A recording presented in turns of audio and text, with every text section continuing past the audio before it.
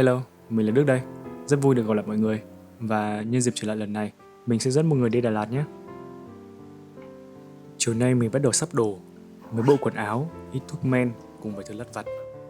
Mình cũng không cần mang nhiều quá, chỉ cần đủ để thấy an tâm thôi. Mình ăn tối lúc 6 giờ, nhẹ bụng và thong thả thôi, để đề phòng sẽ đi đường sóc. Tối nay thì mình lên xe lúc 10 giờ đi xuyên đêm. Nếu không kẹt đường thì chắc tầm 5 giờ sáng mai là chạm tới Đà Lạt. Những cái chuyến xe đêm luôn mang lại cho mình một cảm giác rất là lạ, vừa háo hức, vừa như sắp bước vào một khoảng lặng mà mình đã chờ đợi rất lâu. Xe từ Đà Lạt đúng 5 giờ sáng, trời thì lạnh hơn mình tưởng khá là nhiều, và cũng tại mình cũng hơi chủ quan ấy, mang mỗi cái áo mỏng. Bác Grab đến đón, phóng cũng khá nhanh nên là gió tạt qua mặt, tình ca ngủ. Đường về homestay thì vắng, là nằm sâu trong đèo Mimosa, nên phải gọi là rét run người luôn. Tới nơi thì mình cũng chưa được check in, nên là gửi tạm đồ rồi đi kiếm gì đó lót dạ.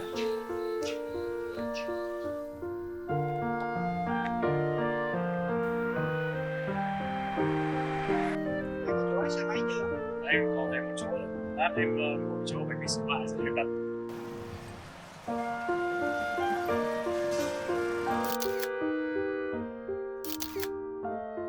Mình cũng có tham khảo một vài nguồn uy tín từ trước, nên là mình tới quán bánh mì xíu mại bé Linh. Vị ngọt nhẹ, mặn mặn, cay cay đầu lưỡi, ăn xong mà thấy ấm cả người. Gặp đúng hàng bánh mì xíu mại siêu ngon giữa trời lạnh như thế này, ăn một miếng mà cảm thấy biết ơn cuộc đời luôn. Ăn sáng xong thì mình liên hệ chỗ thuê xe máy của anh Duy Anh. Anh cực kỳ nhiệt tình, tiện đưa con đi học xong nên là tạt qua đón mình luôn bằng ô tô. Hai anh em chạy thẳng về kho xe máy ở số 74 đường Đoàn Thị Điểm. Anh hướng dẫn rất rõ ràng và hỗ trợ hết mình. Em thấy bên mình cho thuê xe cũng giá rất là phải chăng.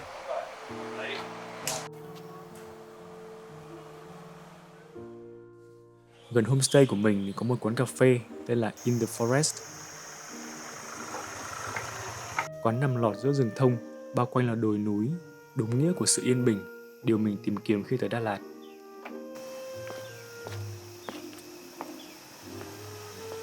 Ở đây thì gần như không còn âm thanh nào của phố thị cả, chỉ còn tiếng ve, tiếng chim, tiếng gió lùa qua tán lá thôi. Mình gọi một ly cold brew thảo mộc, vị thì giống cold brew mình hay uống nhưng lại the the rất là dễ chịu.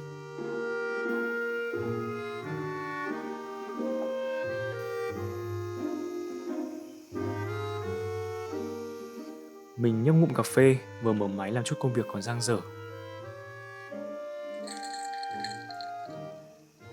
Và lâu rồi mình mới yên được một cách trọn vẹn như thế.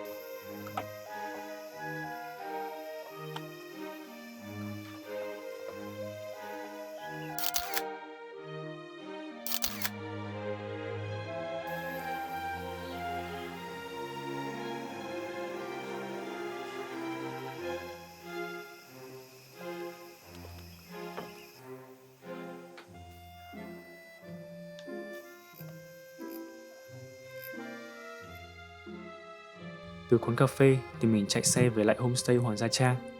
Buổi sáng ở đèo Mimosa đẹp thật.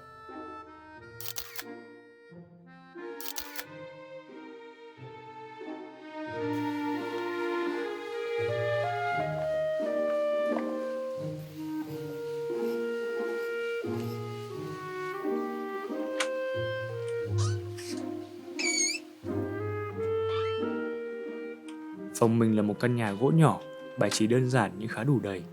Xung quanh có nhiều cửa sổ nên là ánh sáng tự nhiên tràn vào là đủ để làm sáng cả phòng, và gần như là mình không cần dùng đèn.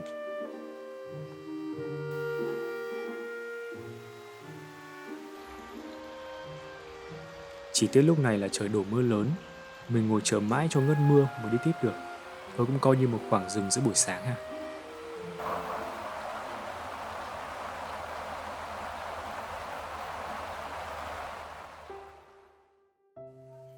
Đầu giờ chiều, mình ghé qua một quán bánh ướt lòng gà trên đường Phan Đình Phùng. Đen một chút là hôm đấy quán chỉ bán tới 3 giờ thôi, mà mình đến thì đã gần sát giờ đóng cửa rồi. May sao vẫn kịp gọi một suất. Đĩa bánh ướt nóng, lòng gà thơm, nước mắm pha dịu nhẹ. Mình ăn mà tự nhiên thấy nhiều món bánh cuốn ở Hà Nội ghê. Ăn xong thì mình vòng xe qua Hồ Xuân Hương. Trời lúc này thì đã bắt đầu chuyển tối rồi, ánh sáng nhạt dần và phố bắt đầu lên đèn. Người tan tầm, người đi bộ thể dục cũng nhiều hơn. Không khí nhộn nhịp vừa đủ, không xô bồ, không vội vã.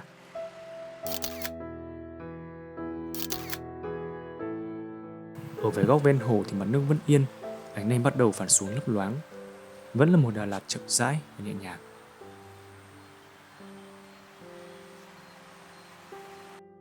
Tối đó, mình ghé qua một quán cà phê mà bạn mình đã giới thiệu.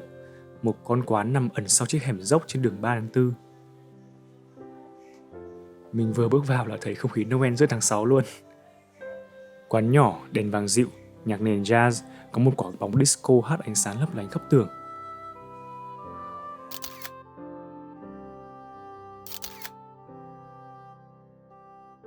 Mình gọi một ly caramel macchiato rồi quyết định ngồi lại đây cả buổi tối.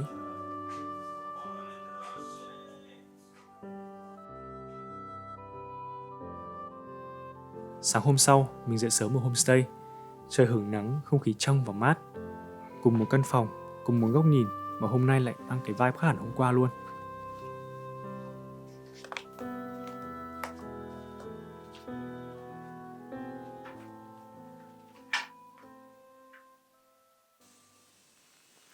Hello mọi người đã tới với Day 2 tại Đà Lạt với mình.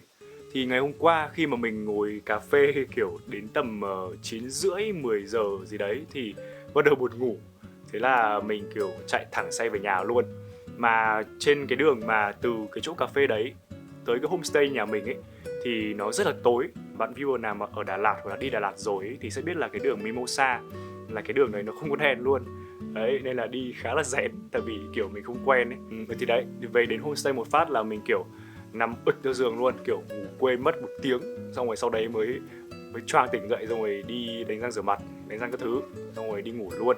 Nên là không có quay được một vài cái footage trước khi đi ngủ cho mọi người được. Ngày hôm nay thì cũng giống như hôm qua thôi, mình cũng không có một cái lịch trình cụ thể nào cả. Bởi vì đối với mình thì cái trip solo đi Đà Lạt lần này là chủ yếu là để ngắm cây, ngắm cỏ, ngắm mây, thư giãn thôi. Nhưng mà cũng có một vài cái địa điểm mà mình đang nghĩ trong đầu là chúng ta có thể đi hôm nay. Đầu tiên chúng ta sẽ đi ăn bánh khọt. Bánh khọt, yes.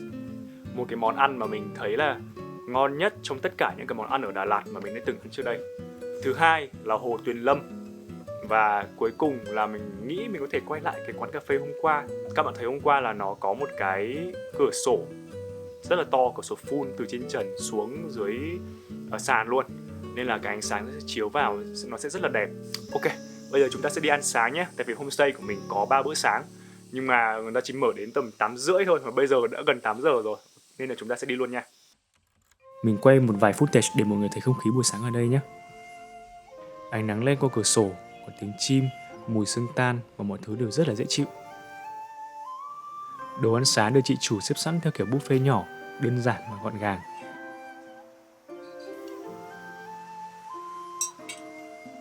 Ngoài những món đã bày sẵn thì chị chủ còn làm riêng cho mình một tô bún măng gà nữa. Ăn xong thì mình thấy tỉnh cả người luôn.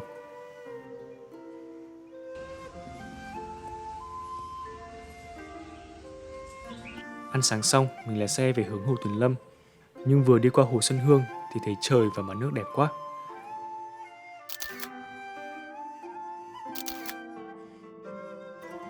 Đường đến Hồ Tuyền Lâm thì mình đi qua đèo Pren, khúc đèo dài cùng khung cảnh thực sự nên thơ. Khi tới đoạn cầu gỗ ở hồ, mình phải bất ngờ vì bản hồ rộng, phẳng lặng và tĩnh. Nhịp cầu gỗ nhỏ chạy ra giữa mặt nước trong xanh, xung quanh là rừng đồi bao trọn. Nhìn rất thơ luôn ấy.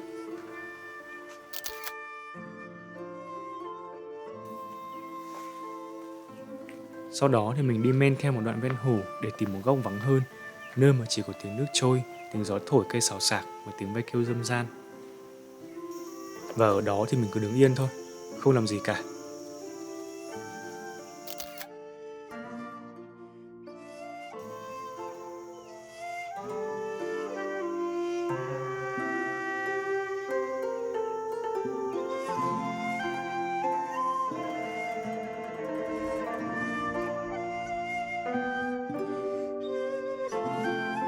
Rồi Hồ Tuyền Lâm, mình rẽ qua một quán cà phê tên là Happy Hill nằm trên đường Hoa Phượng Tím. Gọi là quán cà phê thôi, nhưng thực ra nơi này rất là rộng. Bàn ghế được quán xếp theo sườn dốc, nhìn thẳng xuống mặt hồ Tuyền Lâm.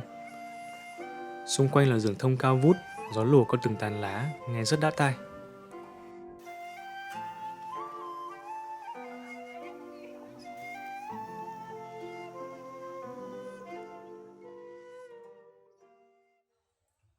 Mình ngồi một lúc rồi cũng thấy đói bụng.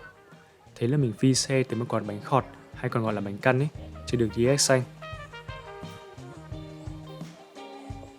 Bánh nóng hổi, bột dẻo thơm, nhân cùng bò và trứng, chấm với nước chấm xíu mại ấm nóng. Đơn giản mà ngon thật sự.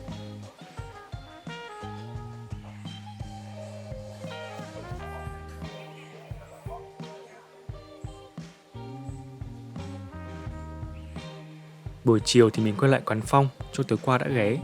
Nhưng lúc này là ban ngày nên là cảm giác cũng khác hẳn luôn. Ánh sáng tràn qua cửa kính làm cho không gian trở nên thoáng hơn. Nhạc thì vẫn mở nhưng không còn quá nhiều tiếng li tách xung quanh như tối qua nữa.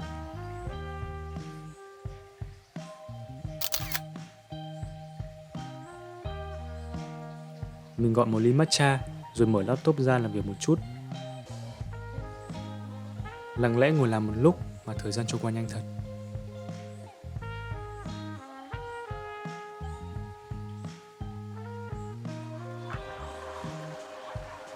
Tối đó mình ghé qua chợ Đà Lạt. Chợ vẫn đông đúc và vẫn náo nhiệt như là mình đi cùng gia đình cách đây 5 năm. Tuy nhiên là lúc đấy bụng mình hơi đầy nên là cũng không ăn vặt được gì nhiều. Mình ghé một quán xôi gà gần đó, gọi thêm một ly sữa đậu nóng là đủ cho bữa tối rồi.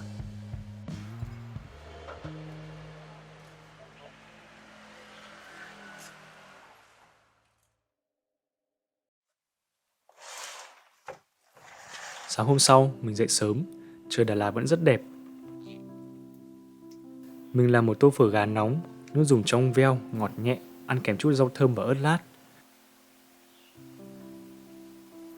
Mình ngồi ăn chậm, không vội vàng, cốt là để chắc bụng, nhưng mà cũng là để nối lại một chút buổi sáng cuối cùng ở Đà Lạt.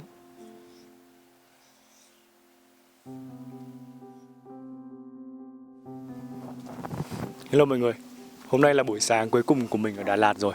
Mình nghĩ là cũng khá lâu rồi mà mình không ngồi xuống trước camera như này và kiểu nói với cả mọi người về một cái chủ đề nào đấy. Hữu duyên nếu mà bạn là viewer của mình từ những cái lúc mà mình làm những cái video đầu tiên ở trên kênh này ấy, thì nó phải là tầm 3 năm trước rồi, rất là lâu rồi. Và hồi đấy thì mình làm những chủ đề liên quan tới lối sống tối giản và một chút liên quan tới những cái tip trong việc học tập ở đại học. Và phần lớn thời gian ở trong 3 năm qua thì mình dành thời gian của mình cho việc phát triển sự nghiệp. Nhưng mà thực ra là sâu bên trong mình thì mình vẫn kiểu thích làm video ấy. Bởi vì mình thích cái việc mà có thể kết nối và nói chuyện với các bạn. Thực ra là chúng ta là những con người mà kiểu chưa bao giờ gặp nhau, nhưng mà vẫn gọi là nghe được cái tiếng lòng của nhau ở trên cái nền tảng này ấy. Thì đối với mình thì cái đấy nó khá là hay. Tại vì mình là một người ít nói và không hay biểu đạt những cái suy nghĩ hay là những cái cảm xúc cá nhân của mình cho những người khác xem. Tuy nhiên là mình tìm thấy được một cái cách mà có thể thể hiện được những cái điều đấy thông qua việc làm YouTube và thông qua việc quay. Trong hơn 2 năm, gần 3 năm qua thì mình cũng đã trải qua một số những cái mốc cuộc đời khá là quan trọng. Ví dụ là mình đã tốt nghiệp, mình đã thực hiện xong cái khóa thực tập và mình cũng đã đi làm theo dạng nhân viên chính thức được hơn 1 năm. Thì mình nghĩ với nhiều những cái mục tiêu và những cái dự định cá nhân như thế thì nó làm mình cảm thấy gọi là bị quá sức nếu mà mình làm thêm YouTube nữa. Đấy là hồi đầu mình nghĩ như vậy.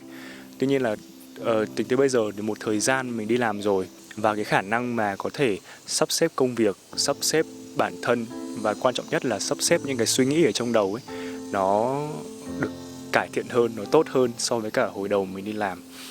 Nên là với cái vlog đi Đà Lạt lần này thì cũng là một cách để mình muốn có thể kickstart lại cái YouTube channel của mình và có thể kết nối với mọi người một cách nhiều hơn và thường xuyên hơn. Về định hướng tiếp theo trong kênh YouTube này thì mình nghĩ vẫn sẽ tiếp tục với chủ đề là lối sống. Tuy nhiên là nó sẽ không gói gọn ở lối sống tối giản nữa. Nó sẽ đi rộng hơn theo chiều ngang về, mình nghĩ là tất cả mọi thứ liên quan đến lối sống luôn. Bởi vì đã là lối sống thì mỗi người, mình hiểu là mỗi người có một cái cách sống riêng, có một lối sống riêng. Nên là cái việc mà chia sẻ về lối sống đối với mình ở trên YouTube nó chỉ là một cái góc nhìn cá nhân của mình thôi. Và có những cái tip, có những cái lời khuyên gì mà mình đã từng, thực sự là mình đã từng trải qua rồi, mình đúc kết lại thì mình sẽ có thể là chia sẻ với mọi người. Nên là những cái video đó sẽ là những cái góc để chúng ta có thể cùng trao đổi, để giúp nhau gọi là tiến bộ hơn. Đó, nó không phải là một cái cách áp đặt là bạn phải sống như thế này, bạn phải sống như kia, hay là tôi sống như thế này thì bạn phải sống giống như tôi. Nó không phải như vậy. Và mình muốn nó kiểu nó chỉ là casual thôi, mình ngồi xuống thế này và mình nói chuyện với các bạn comment bên dưới về những suy nghĩ của bản thân. Và mình không muốn build một cái hình tượng ở trên mạng xã hội là một người hoàn hảo. Những cái điều mà mình nói ra là các bạn có thể áp dụng được luôn. Thì cái việc áp dụng được luôn đấy đối với mình bây giờ nó không còn quá là đúng nữa. Bởi vì cái việc mà áp dụng được những cái lời khuyên đấy ngay lập tức nó khá là phi thực tế. Tại vì một là bạn sẽ phải có một thời gian để suy nghĩ về nó, thử làm nó và sau đó mới có thể áp dụng được. Hoặc trường hợp thứ hai là bạn không phù hợp với cả cái lời khuyên đó thì cũng không sao cả. Bởi vì như mình nói, mỗi người có một cái suy nghĩ, một cái lối sống khác nhau. Nên là cứ treat nó như một cái video nói chuyện đơn giản giữa hai người bạn với nhau thôi. Và bên cạnh việc làm những video về cuộc sống đấy ra thì mình cũng vẫn sẽ làm những cái video kiểu đi chơi đây đó như thế này, làm vlog này kia. Mình thì cũng không phải là một người kiểu quay đẹp ấy, mình tự nhận thế luôn. Nhưng mà mình kiểu thích mấy cái góc quay nó nghệ đối với mình thôi. Và cũng có thể là những cái video khác ngoài lề, giống như là mình có thể mời một người bạn đến và cùng chia sẻ về một cái chủ đề chung nào đấy, về tình yêu, về kinh doanh, về học tập, về tài chính, về gia đình, bla bla bla, tất cả mọi thứ. Và đó là tất cả những cái chia sẻ của mình cho kênh Daniel Phạm sắp tới.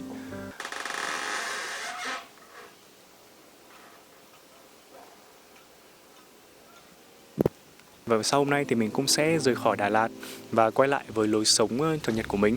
Và nó có thể là vui, nó có thể là buồn, nhưng mà quan trọng nhất là mình đã được recharge siêu đầy năng lượng tại Đà Lạt rồi. Và mình nghĩ là không phải ai cũng hợp để sạc lại năng lượng của bản thân ở Đà Lạt ấy. Có người thích đi biển tại vì nó sẽ năng động hơn, nó sẽ vui hơn, nó sẽ sôi động hơn. Nhưng mà đối với mình thì những cái nơi mà nó kiểu chill như này, nó kiểu yên tĩnh sẽ giúp mình sạc năng lượng được tốt hơn. Ok, và cuối cùng mình là Đức và hẹn gặp lại các bạn ở những video lần sau nhé. Bye bye.